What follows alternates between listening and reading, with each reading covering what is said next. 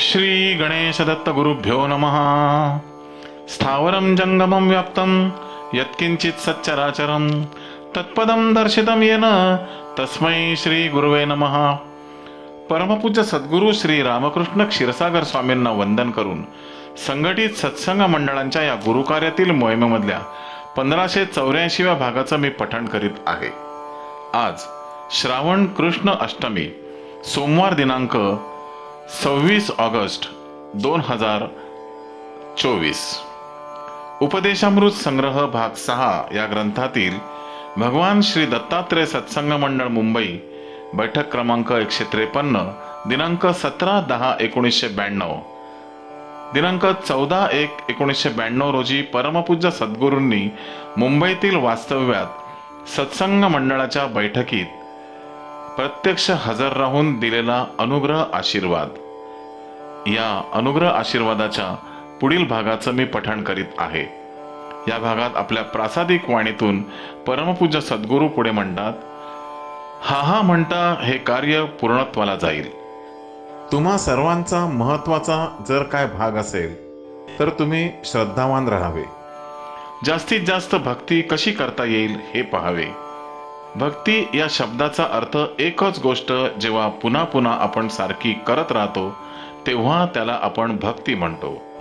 नित्य वाचन म्हणा, जप म्हणा, जाप्य म्हणा, ध्यान म्हणा, धारणा म्हणा, हा सगळा भक्तीचा प्रकार आहे। तुम्हा लोकांना माझं असं सांगणं आहे की ज्ञान मार्गाला जाण्यापेक्षा भक्ती मार्गाला जा। ज्ञान मार्गाला जाणारी जी माणसं असतात ती कायम वितंडवाद घालीत असतात, कायम तर्क काढीत असतात, कायम संशय काढीत असतात। तुमची आणि माझी जी भेट झालेली आहे ती तुमचं जीवन कृतार्थ व्हावं यासाठी झालेली आहे आणि त्या भेटीचं सार्थक तुम्ही लोकांनी अवश्य करून घेतलं पाहिजे। याच करता ही सत्संग मंडळे ठिकठिकाणी स्थापन केलेली आहेत। सत्संग मंडळ स्थापन करणं म्हणजे कार्यकर्त्यांचं मंडळ स्थापन करणं, त्यांच्याकडून कार्य करून घेणं, वेळोवेळी त्यांना मार्गदर्शन करणं हे माझं मुख्य कर्तव्य आहे। तुम्ही लोकांनी जर एका ठिकाणी स्थिर राहून आपल्या गुरुवचनाचा जर सतत विचार करीत राहिलात तर तुम्हाला सुद्धा एक शक्ती येईल। गुरुवचनाचं असं एक महत्त्व आहे की जो गुरुवचनावर विश्वास ठेवतो, गुरुवचनाचाच विचार करतो आणि त्याप्रमाणे वागतो, त्याला शिष्य म्हणण्याची पद्धत आहे। शिष्य या शब्दाचा अर्थ असा नाही की गुरूंनी मंत्र दिलाय आणि तो जपत बसलाय असा अर्थ न घेता गुरुवचनाचा विचार करून आपल्या जीवनात आपल्याला काय साध्य करून घेता येईल याचा सातत्याने त्याने विचार केला पाहिजे। सत्संग मंडळ स्थापन करण्यामागे तुम्ही सर्वांनी एकत्र यावं, आपण एकमेकांशी संबंधित आहोत असा सतत विचार करावा।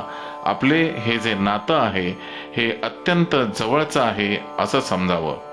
तुमच्या मनामध्ये एकपणाची भावना यावी यासाठी या मंडळाची योजना असून तुम्ही लोकांनी आतापर्यंत चालवलेला सत्संग मला अत्यंत आनंद देत आहे आणि सातत्याने तुम्ही या मंडळामध्ये येता, दर महिन्याला हा मंडळाचा कार्यक्रम करता, याबद्दल सर्वांना माझे धन्यवाद आहेत। पण आता गुरुभक्ती करताना एक फार महत्त्वाची गोष्ट लक्षात ठेवायची आहे की एकदा आशीर्वाद दिला की ती शक्ती तुमच्या पाठीमागे येते आणि ती शक्तीच तुम्हाला वारंवार तारत असते।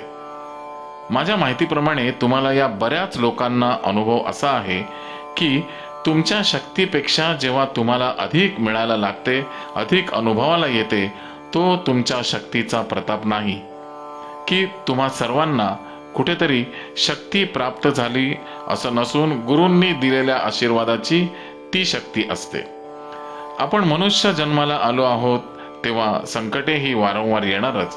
तुमच्यावर काय आमच्यावर सुद्धा संकटे येतात, तेव्हा संकट आली तर कोणी घाबरून जाऊ नका किंवा असं म्हणू नका की आपले गुरु इथे असताना असं कसं झालं। तुम्हाला त्या संकटातून मुक्त करणं, तुमच्या पाठीशी उभं राहणं हे खरं आहे, पण काही वेळेला आपण ज्या जागेवर उभे आहोत ती जागा पक्की आहे की नाही हे पाहण्यासाठी हलवावी लागते आणि थोडं हलवलं की लक्षात येतं की ज्या आसनावर आपण उभे आहोत ते पक्के आहे। पडायचं कारण नाही, तेव्हा काही वेळेला अशा घटना घडून जातात। स्वाभाविकपणे भक्तिवान माणसाला अशी शंका येणं शक्य आहे, संकट आल्याने काहीही होत नाही। भगवान श्रीकृष्ण पांडवाच्या पाठीशी उभे असून सुद्धा व पांडवांना वाचवण्यासाठी अवतार घेतलेला असताना सुद्धा पांडवांच्या पाठीमागे अखंड संकट होती। त्या प्रत्येक संकटातून त्याने त्यांना वाचवले, पण संकट येणं काही थांबवता आले नाही।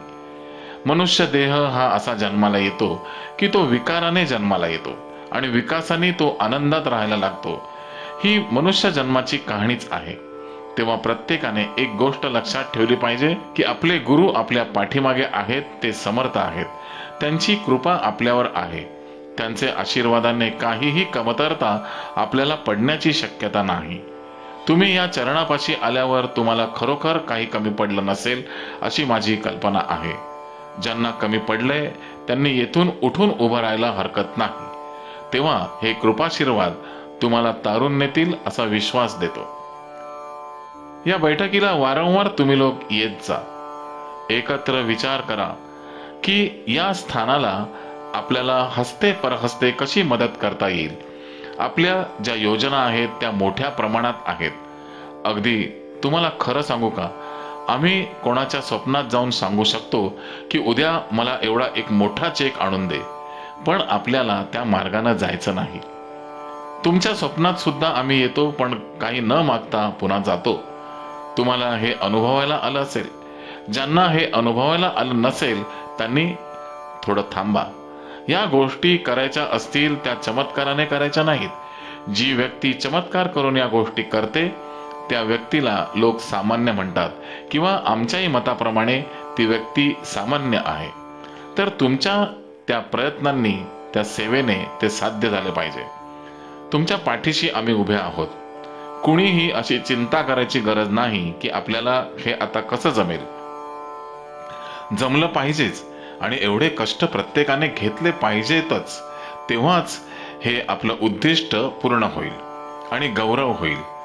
आपल्या कार्याचा पुढच्या काळामध्ये हा गौरव माझ्या एकट्याचा होण्याची शक्यता नाही, पण माझ्या या आपण निर्माण केलेल्या संस्थेचा गौरव होईल। संस्था म्हटलं म्हणजे एका व्यक्तीची नसते, कधी अनेकांचे हात त्याला लागलेले असतात, सर्वांसाठी असते। मी प्रत्यक्ष ईश्वरी अनुभूती घेतलेली व्यक्ती आहे। हे कोणाला सिद्ध करून दाखवता येणार नाही। अनुभवांनी ती तुम्हा लोकांना ते पटायला हरकत नाही। उद्या जर कोणी म्हटलं की हे कसं काय सिद्ध करता येईल, त्यात सत्यता काय आहे, प्रत्यक्ष उदाहरण म्हणजे तुम्ही लोकच आहात। तेव्हा माझ्या जीवनामध्ये तुमच्याबाबत काय चमत्कार घडतात याची मी सतत वाट पाहत असतो। तुम्हाला चमत्कार करून दाखवायचं काहीच कारण नाही आणि तुम्ही चमत्कार पाहू नये असं माझं मत आहे। पण हे जर सिद्ध ठिकाण आहे व अनुभवाने सिद्ध ठिकाण आहे तर आपल्या जीवनामध्ये आमूलाग्र बदल होण्यास काहीही हरकत नाही। फक्त तुम्ही तुमच्या योग्यतेप्रमाणे राहा आणि तुमच्या दर्जाप्रमाणेच मला मागण्या मागा। तुमच्यापैकी कोणी म्हणाले की तुम्ही आहात तोपर्यंत कोट्याधीश झालो तर पुढची काळजी नाही, तशी कोणी अपेक्षा करू नका। श्री गुरुदेव दत्त।